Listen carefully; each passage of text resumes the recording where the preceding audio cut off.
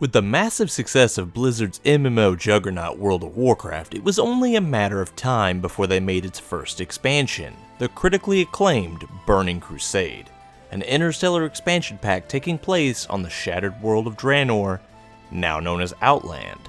Naturally, with any new expansion, you have to have brand new content, and while I could talk all day about the wonderful world of Outland, it's the brand new raids Blizzard brought with the Burning Crusade that really made it shine. With the increase in models and graphical options, Blizzard made a huge step in a new direction with its raiding in WoW, especially after the successes of more unique vanilla raids, Zul'Gurub and Naxxramas. Blizzard moved to make its raids slightly more streamlined but mechanically more diverse than ever before, often leading to more interesting and in a lot of cases more fun encounters, as well as the dungeons themselves often being more colorful and unique in appearance. Well, just like Vanilla WoW, I think it's about time to do some raiding rankings, this time looking at the 9 raids of Burning Crusade, which includes any raids that were removed but released during the Burning Crusade expansion, such as Sulaimon. I will be ranking them from best to worst, and keep in mind this is my list, so it's my opinion, and it may differ from yours, but that doesn't mean I don't value your opinion. So let's discuss it and debate it in the comments below. Well, what are we waiting for? Let's get this thing started with Burning Crusade's very best raid.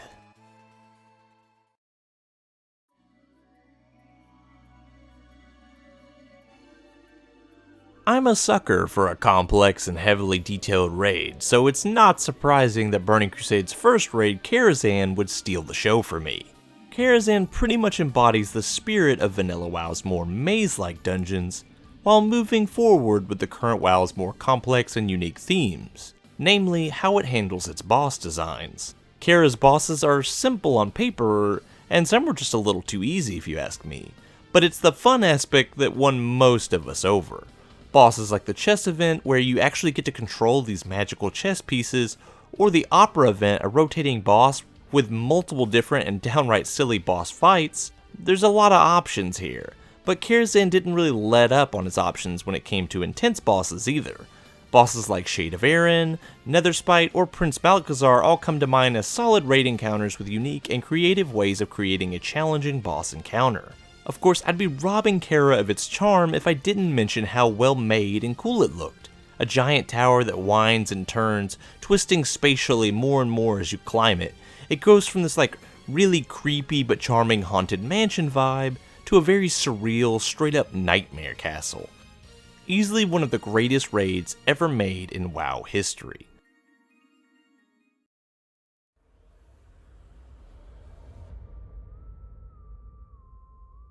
Up next is the raid most of us were waiting for back in BC, the Black Temple. Illidan's sinister fortress of despair houses some pretty great dungeon interior designs, as well as some of the most interesting and epic boss designs we've ever seen in WoW history. I mean, you get to brawl with the very first Death Knight, Terran Gorefiend. It's pretty epic. You also get to fight the gigantic Abyssal Supremus as he's literally summoning volcanoes at your feet, and of course, I don't know if he's that big of a deal, or if anyone really knows him, he's kind of a small-time boss, but Illidan's Storm Rage? Yeah, not sure if anyone knows that guy. But you do get to fight him in a hellish battle atop Black Temple, filled with tons of really awesome mechanics like Illidan's famous I-beam attack, as well as some really great NPC interactions too during the encounter. The layout is really unique and has only really been done like this in future raids a handful of times, and by that I mean having a progressive design. Sporting slightly more linear corridors, Black Temple uses its interior designs to create a sense of progression and distraction so that players don't find themselves getting bored too fast, something that future raids, in my opinion, really struggle with. You find yourself breaking through the sidewall to make your own entrance, cutting through the sewers, storming the front battlefields, nether drakes flying in the air, before you carve your way through the very darkened halls themselves. There's a lot of content to enjoy in Black Temple, and its iconic ideas would inspire future raids to come.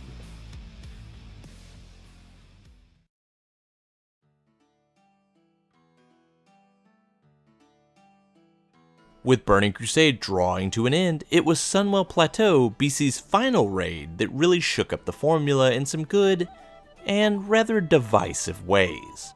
Ditching the more option-based formula of past raids, instead pushing an even more linear design, Seonhwa instead used its storyline as a means of creating a feeling of epicness and progression. The stakes felt high, and to match it were some pretty superb boss encounters. You had encounters like Kaligos, who was being corrupted by a demon. You had to go into a portal and actually fight that demon to save Kale's life. Or who could forget the final encounter against Kil'jaeden, the Eredar Lord of the Burning Legion. One of the most epic and insane encounters ever released in the history of this game. Heck, I remember seeing Brutalis fight Madragosa the first time, and I just remember sitting there rooting for her. I'm like, come on Madragosa, you gotta win this fight. And then she just gets struck down tragically. It made the encounter that follows after against Brutalis even more epic, because you wanted to avenge her. But more so, when his blood seeped out and turned her into the boss Felmist, there was this sense of tragedy, but also this kind of overwhelming need to succeed. It was pretty epic. Even with its great boss designs, and charming Blood Elf architecture, which I personally love, Seonhwa did suffer in a few departments, namely its tuning, which was way overtuned for its time, to the point that most often cited as one of WoW's hardest raids. Mix this with the lack of options on which boss to do first, and the raid could be kind of a chore at times. But if you could shrug through those minor issues, Seonhwa had a lot of fun and challenging options to throw at raiders.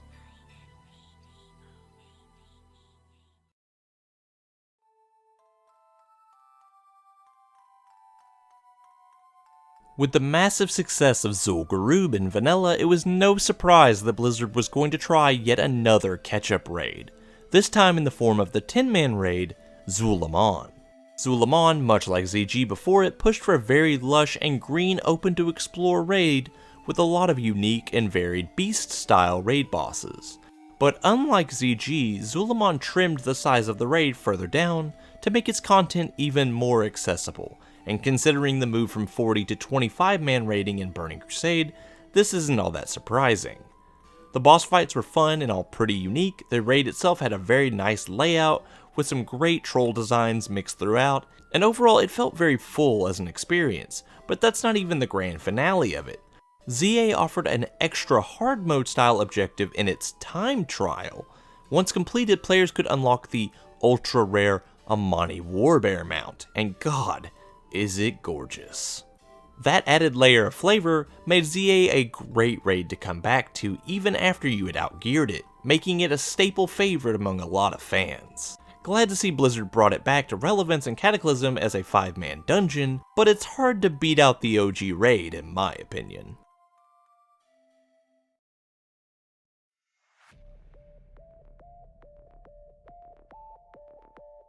Up next is a pick that most fans are going to be very on the fence about in Serpent Shrine Cavern. If you ask any BC raider about SSC, you'll get some pretty mixed reactions. A lot of people either loved or loathed it, and that's not an overstatement. I for one found quite a lot of enjoyment out of SSC, but I can also understand why some people hate it. SSC is a pretty fun design concept in nature.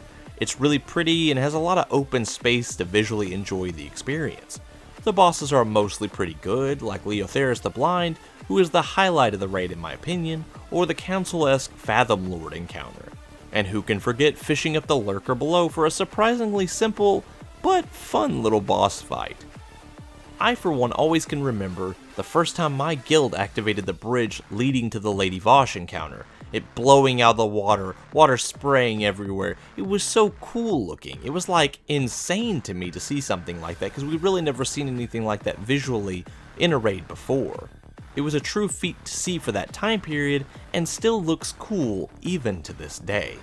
If I had any issues to really gripe about with SSC, it'd be the grindy nature for resist gear for Hydros, which felt really out of place in the expansion and much more vanilla than it needed to be, or the really nasty overtuned nature of Lady Vosh. It also always kind of bummed me out that the raid had so much space and not as many bosses to match it, just a lot of trash. But those are pretty minor gripes for a raid that still impresses me to this date.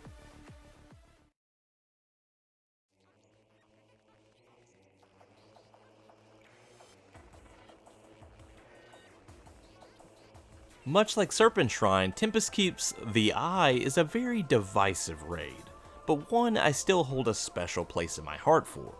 Set in the Naru ship of Tempest Keep, you battle through the stronghold to hunt down the Blood Elf King himself, Kael'thas Sunstrider, and put an end to him. The boss fights are the highlights of The Eye in my opinion. Boss fights like Alar, which is a really cool looking boss that you actually have to fight twice, which is a pretty rare thing in boss encounters, all the way up to Kael himself, who is in my opinion one of the greatest bosses to ever grace the MMO genre. With its huge and complex setup, his encounter in a lot of ways really spun the whole concept of what a raid boss could be on its head. From battling a super juiced up Kael as he shatters the windows around him, to equipping the legendary weapons he summoned against you in order to best him, the encounter really kinda has it all. The loot all looked super cool, and the bosses all had some pretty solid mechanics to learn and best. But that's pretty much all it does. TK was overtuned and downright buggy at times for a large chunk of its stay in Tier 5, and the setting is simple but honestly a lot more boring to look at than the previously mentioned SSC. TK is far from a bad raid, but it's at this point you can see that the teams making the raids were more than likely split to work on multiple raids at once, and TK sadly suffered a bit because of it.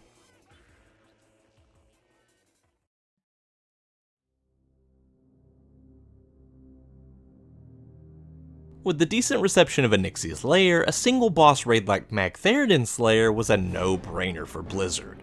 What all can be said about Mag's Lair? As I mentioned, it's a single boss rush within Hellfire Citadel, with a few small pulls of trash before the fight against Mag himself. The boss fight itself is pretty memorable, clicking cubes to suppress Mag before he explodes on your raid, or him bringing down the ceiling on you in the last phase. The whole fight feels pretty solid. Sadly, the trash is some of the most annoying in the history of the game, and it's just a pain to deal with, and overall the raid is just kind of blah to look at.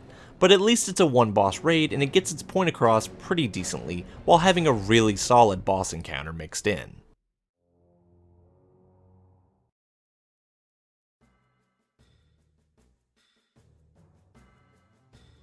Gruels Lair, much like Magtheridon's, is a short and sweet little experience for the most part. Both bosses in the raid are pretty decently memorable. I mean, High King's council fight is a real challenging test of how your raid can manage multiple targets at once. Warlock tank incoming. And Gruel himself is a simple but well put together boss fight that tests your ability to be aware of how close you are to other raiders while keeping your tanks as healthy as possible. The trash is decent and a little less annoying than Magtheridon's, but that's about it. Overall, the boss fights are okay, but I don't find them as gripping as Mag, and the setting is just kind of this generic cave, so it's really boring and gets kind of tiresome to look at. Nothing terrible, but by no means not a great raid really either.